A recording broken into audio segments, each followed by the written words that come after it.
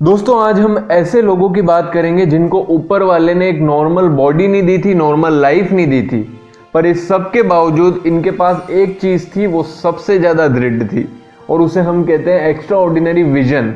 उनके पास सोच बड़ी थी और इस सोच की वजह से हम ये देखेंगे कि इनने खुद को और दुनिया को कैसे चेंज किया। ब्रोटो द बॉडी बिल्डर। ब्रोटो कोलकाता से हैं। ब्रोटो को बचपन में ही पोलियो हो गया था। इनके पेरेंट्स ने खुद का घर बेच दिया था ताकि इनका अच्छे से ट्रीटमेंट हो सके, पर ब्रोटो पोलियो से नहीं जीत सके। इन्होंने अपने फादर को बीमारी के चलते जल्द ही खो दिया था। फिर सीवियर डायबिटीज़ के कारण इनकी मदर की भी डेथ हो गई और ये सब तब हुआ था जब ये कॉलेज के फर्स्ट ईयर में थे। इनके पोलियो की इलाज और पेरेंट्स की डेथ की वजह से इनकी आर्थिक स्थिति बहुत कमज़ोर हो गई थी। एक दिन एक इंसान ने उसकी जिम पे सफाई करने का काम इन्हें दिया और बदले में फ्री वर्कआउट ऑफर किया और बस यहीं से गेम चेंज हो गया।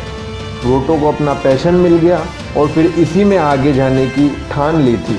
उसके बाद सफलता के रास्ते खुलते गए और ब्रोटो ना सिर्फ कॉम्पिटिशन्स जीतते बल्कि लाखों दिल भी जीतते और इन्होंने दुनिया को ये बता दिया कि इंसान के लिए कुछ भी नामुमकिन नहीं है, बस कोशिश में कोई कमी नहीं रहनी चाहिए।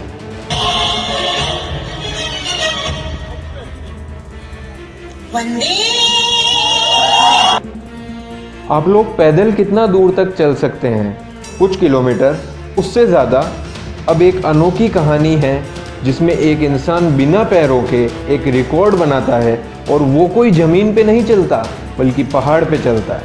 अरुणिमा सिन्हा, पहली इंडियन एम्पुट जिन्होंने माउंट एवरेस्ट पे चढ़ाई की। इन्होंने अपने पैर तब खोए थे जब कुछ गुंडों ने इन्हें चलती ट्रेन से बाहर फेंक दिया था। फिर क्या था, इनके जीवन में लोगों ने सिंपैथी देना शुरू किया। इन्हें भी अफसोस था कि अब वो चीज़ें नहीं कर सकती जो नॉर्मल लोग कर सकते हैं। तब इन्होंने ये सोचा कि अब वो ये चीज़ें करेंगी भी नहीं बल्कि कुछ ऐसा करेगी जो नॉर्मल लोग करने की सोच भी नहीं सकते। बस फिर क्या था, हौसले बुलंद, इरादे मजबूत और डेडिकेशन हद से ज़्यादा। इस बंदी ने माउंट एवरेस्ट पार कर लिया और पूरी दुनिया को ये प्रूव कर दिया कि डेडिकेशन से इंसान कुछ भी पा सकता है। परिस्थिति तो बस एक बहाना है। सबसे बड़ा सपना पूरा हुआ और मैं टॉप ऑफ द वर्ल्ड पे हूँ और बहुत खुश हूँ और सबको ये मोटिवेशन देना चाहती हूँ कि हर आदमी अगर अपने लक्ष्य को बनाए तो वो कभी नहीं हार माने और वो अपने टॉप को, अपने लक्ष्य को जरूर पाएगा। इसलिए जैसे मैं ऐसे हालात में होने के बाद भी मैं आज यहाँ हूँ। विलियम ब्राउन जब 6 साल के थे तब इन्हें मस्कुलर डिस्ट्रोफी नाम का डिसऑर्डर हुआ था। इसकी वजह से इनका चलना फिरना बंद हो गया था। इसके बावजूद लगन ऐसी थी कि इन्होंने ब्राउन कॉरपोरेशन नाम की कंपनी खोली और उसे बहुत ऊंचाइयों तक पहुंचाया। ब्राउन कॉरपोरेशन व्हीलचेयर व्हीकल्स की बहुत बड़ी मैन्युफैक्चरिंग कंपनी है। ये जब 15 साल के थे तब से ही ऐसी व्हीकल्स डिज़ाइन और खुद बनाने लग गए थे जो इन्हें आसपास घूमने में मदद कर सके। इन्होंने 20 की एज में मोटराइज्ड वैगन बना दी थी और इसके साथ साथ मोटराइज्ड स्कूटर भी बनाना शुरू कर दिया था। इनको उन मुश्किलों का अंदाज़ा था जो हैंडीकैप्ड लोगों को आती है और इनका एम ये था कि उन मुश्किलों को कम करने में अपना पूरा एफर्ट लगाएं और इस सपने को ब्राउन ने पूरा भी किया और डिसेबल्ड लोगों की लाइफ को बहुत हद तक आसान भी किया।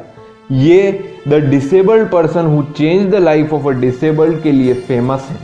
क्या आपके पास 2 हाथ हैं? क्या आपके पास 2 पैर भी हैं? आप सोच रहे होंगे कि ऐसा क्यों पूछ रहा हूँ, ये तो सबके पास होते हैं। नहीं, आप गलत सोच रहे हैं, ये सबके पास नहीं होते। जी ठीक सुना आपने। आज एक ऐसे शख्स की स्टोरी है जिसके पास 2 हाथ और 2 पैर आपकी तरह विकसित नहीं है और इस कंडीशन में जहां हर किसी को मोटिवेशन चाहिए, जीने की उम्मीद के लिए, वहां ये बंदा पूरी दुनिया को मोटिवेट कर रहा है।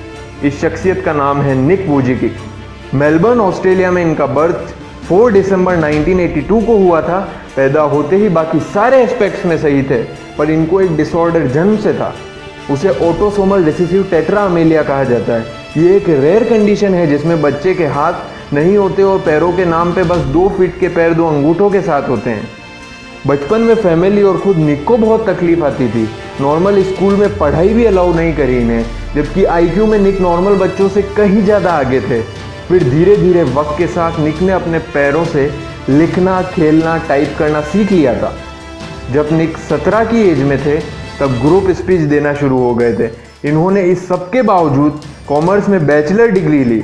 स्पीकर के तौर पे ये mainly school childrens, young adults और वर्किंग प्रोफेशनल्स को मोटिवेट करते हैं। इन्होंने विश्व भर में बहुत सी स्पीचेस दी है। ये 60 से ज़्यादा कंट्रीज़ में ट्रैवल कर चुके हैं और करोड़ों लोगों की लाइफ चेंज कर चुके हैं अपने शब्दों की शक्ति से। ये एक एनजीओ भी चलाते हैं जिसका नाम है लाइफ विदाउट लिम्स, जिसके हेडक्वार्टर कैलिफोर्निया में है। इन्होंने मूवीज़ में भी बतौर एक्टर रोल किए हैं, जिसमें इन्हें फिल्म फेयर अवार्ड से भी नवाजा गया। इन्होंने एक बुक लिखी है लाइफ विदाउट लिमिट्स। इनकी लाइफ में इतने अचीवमेंट्स हैं जितने एक नॉर्मल इंसान के हिस्से में भी नहीं आ सकते। तो अगर ये कर सकते हैं तो तुम क्यों नहीं? शुरू में मैंने एक क्वेश्चन किया था, वीडियो को रिवाइंड करके वापस उसे पढ़ना और कमेंट सेक्शन में अपने एम को लिखना मत भूलना। आखिर में निक वुजिकिक्स की कुछ motivating lines. Circumstances can be changed at any point of life, but the deal is to make an aim worth changing it. तो कंडीशन कभी भी चेंज हो सकती है, बस सोचना है तो लक्ष्य के बारे में सोचना है।